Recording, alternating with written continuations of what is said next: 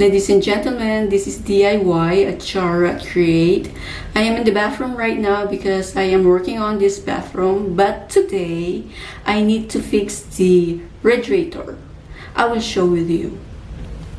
This is how it looks like the radiator right now. I need to clean up those rusted area. These are my materials. I have brush. This type of brush is for metal.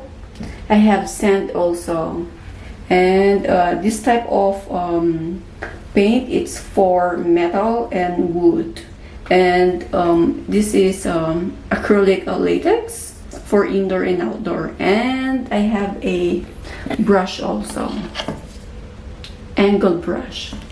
So keep watching and I'm going to show you how I'm going to clean up or fix the radiator.